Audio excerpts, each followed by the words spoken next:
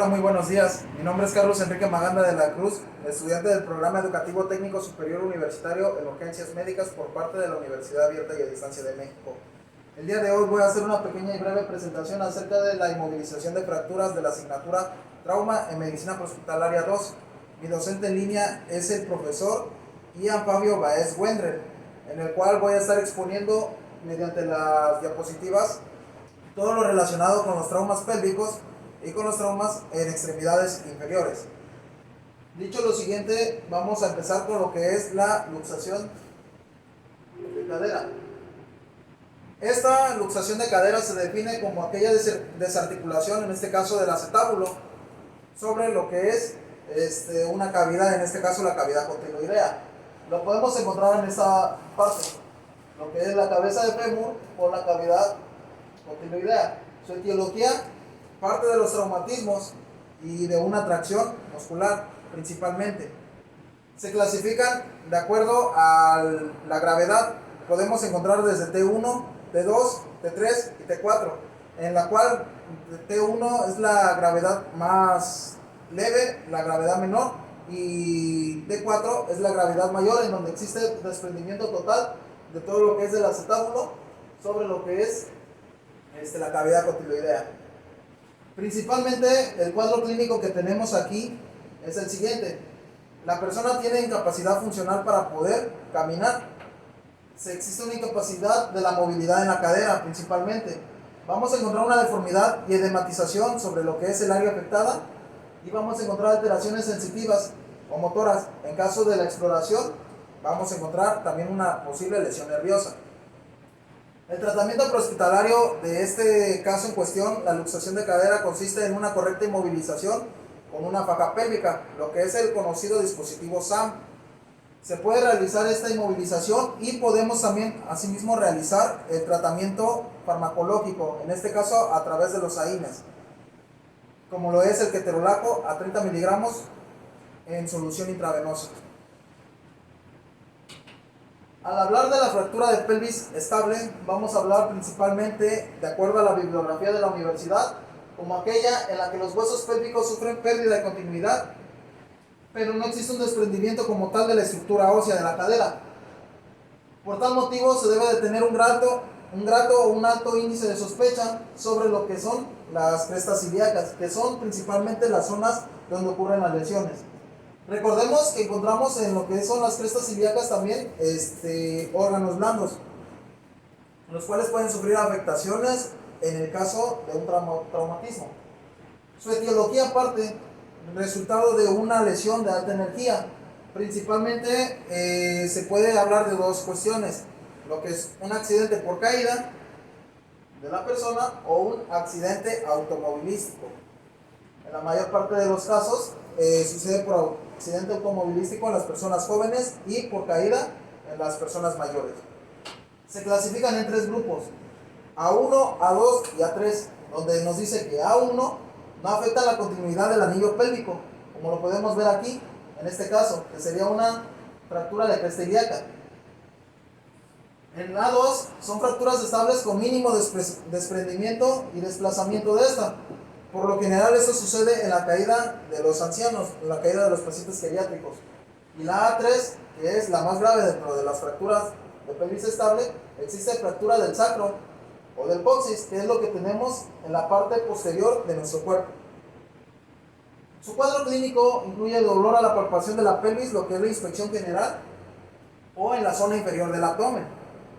Vamos a encontrar posiblemente alguna hemorragia interna, y a su vez vamos a encontrar indicios de shock hipovolémico, y puede que la persona presente también una lesión nerviosa y por lo tanto una incapacidad para poder deambular. Al hablar de la fractura de pelvis inestable, vamos a hablar, de acuerdo igual a la misma referencia de la universidad, que son aquellas en las que las fracturas condicionan un desplazamiento. A diferencia del anterior, existe un desplazamiento anormal de los huesos pélvicos. Existe ya a través de esto una fractura considerable y que puede llegar a poner en peligro la vida de los pacientes.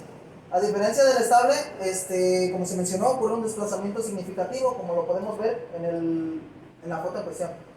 Su etiología son el resultado de lesiones igual que el anterior, de alta energía, pero aquí, como les comenté, existe un desplazamiento.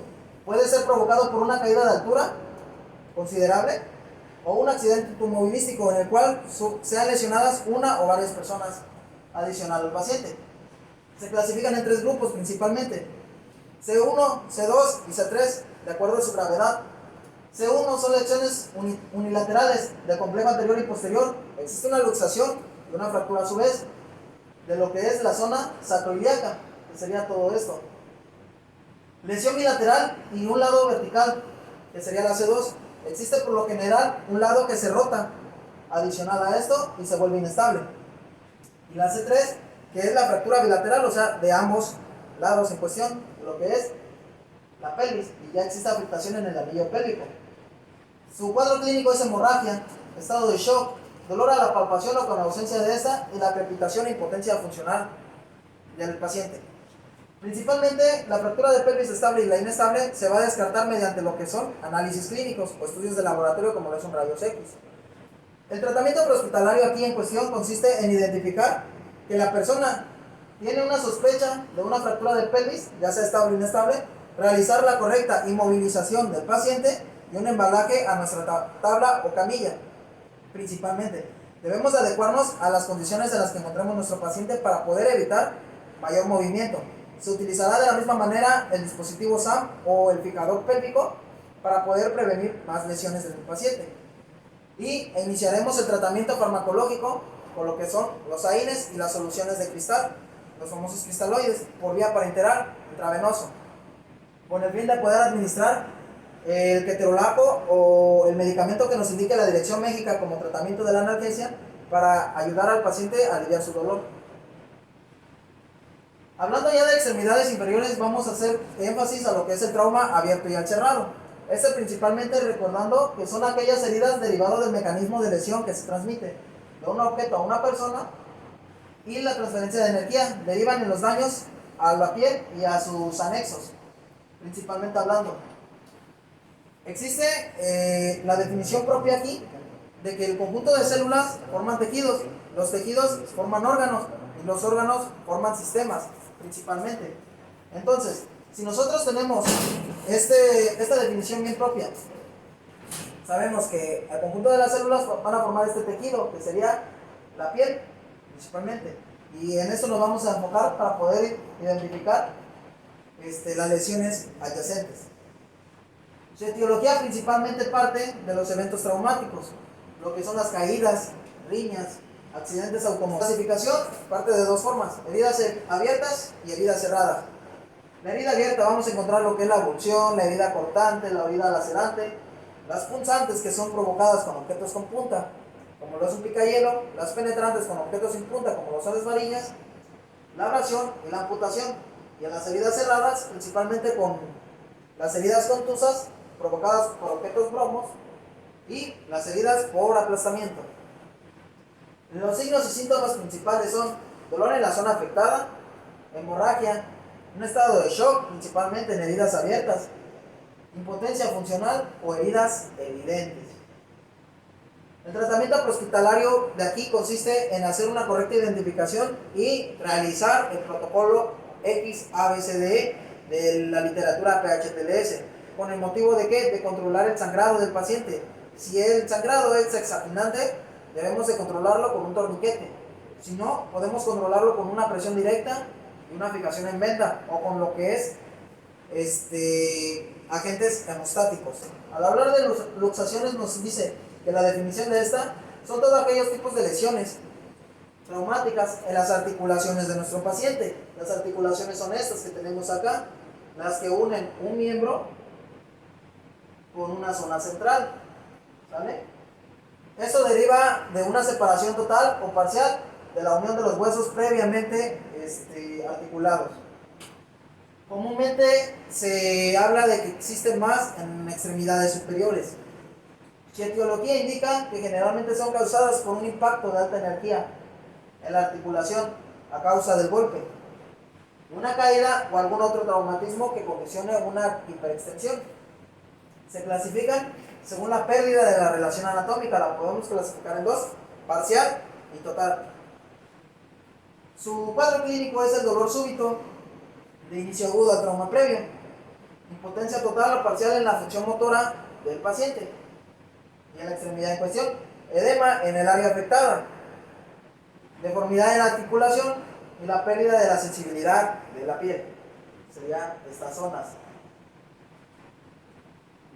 El tratamiento prehospitalario en cuestión consiste en inmovilizar, ya sea en el caso de extremidad inferior con el dispositivo SAM para poder inmovilizar correctamente a nuestro lesionado y trasladarlo, o con un dispositivo cabestrillo de las extremidades superiores del paciente para poder prevenir movimientos y más lesiones. Igual con tratamiento farmacológico de AINES. Esguince. Los esguinces son definidos como lesiones articulares en las que se rompen algunas de las fibras o un ligamento en cuestión, que este actúa como sostén o estabilizador, pero la continuidad del ligamento permanece intacta. Esta es la diferencia de la luxación a un esguince, que en la luxación el desprendimiento es total o parcial, mientras que en el esguince el ligamento permanece intacto y produce nada más una lesión en el sostén. Sus causas son por forzar al máximo el ligamento o la articulación. Entre las principales vamos a poder encontrar la lesión sobre todo en la extremidad inferior o en el tobillo. Son caídas sobre una articulación, torceduras, lesiones deportivas, sobre todo en las personas que juegan fútbol, soccer, o las personas que se clasifican en de primer grado, segundo grado y tercer grado. Es de acuerdo a su gravedad. El primer grado es una distensión parcial del ligamento. Lo podemos encontrar comúnmente en cualquier persona que se llegue a torcer. El segundo grado es la ruptura parcial o total de los ligamentos. En este proceso que se forma a partir del segundo grado existe una edematización generalizada. La persona va a sufrir mucho dolor y se requieren tratamientos con medicamentos AINES. Tercer grado es la ruptura total del ligamento y o arrancamiento óseo. Por lo general ya requiere un tratamiento quirúrgico y se tiene que trasladar al paciente por pérdida de la función de la extremidad. El cuadro clínico va desde un dolor leve, desde intenso hasta intenso, edema de aparición aguda o inmediata, incapacidad funcional y los famosos hematomas, que son las hemorragias internas. El tratamiento prehospitalario para consiste en realizar una crioterapia sobre la zona afectada, realizar el tratamiento con medicamento AINE, trasladar al paciente en caso de que se necesite, y de la misma manera realizar un vendaje circular o un vendaje de 8, dependiendo de la articulación que haya sido afectada. Ahora, por último, vamos a hablar acerca de las fracturas. Las fracturas son definidas como pérdida de continuidad del tejido óseo. Sus causas de las fracturas son por esfuerzo, violencia, caídas o lesiones de alto impacto. Principalmente las más comunes, como los menciono, son caídas. En el caso de los adultos mayores es la principal causa de accidentes. Sus accidentes automovilísticos y las heridas contusas. Se clasifican en abiertas y cerradas. Sus signos y síntomas son dolor, inflamación, deformidad, impotencia funcional y la crepitación. El tratamiento prehospitalario en cuestión para la fractura consiste en realizar una inmovilización correcta. Previa a esta, si existe una hemorragia exsanguinante, seguir los protocolos del XABCDE del PHTLS. Vamos a controlar la hemorragia que presente nuestro paciente, ya sea con torniquete, si es exsanguinante, o con presión directa normal sobre la herida y un vendaje. En el caso de las fracturas abiertas, existe un grave compromiso de lo que es la circulación de nuestro paciente. Por lo general se producen hemorragias exsanguinantes. Hay que identificarlas y tratarlas. Después de esto consiste en lo que es la apertura de la vía aérea, lo que es el control respiratorio, lo que es la evaluación de la circulación, el déficit neurológico y ahora sí un embalaje correcto del paciente. Abusar la extremidad lesionada en forma anatómica o en forma en que a nosotros nos pueda apoyar para realizar el embalaje adecuado y trasladar a esta persona al hospital. De la misma manera podemos realizar un tratamiento avanzado por parte de la dirección médica con la autorización de la administración de los AINES. En este caso ketorolaco, morfina en caso de que se requiera, si la fractura es muy grave o inestable, o lo que indique nuestra dirección médica en cuestión y lo que tengamos en nuestra ambulancia de soporte vital. Por su atención, muchas gracias, sería todo. Espero que les haya servido esta pequeña cápsula informativa. Muchas gracias.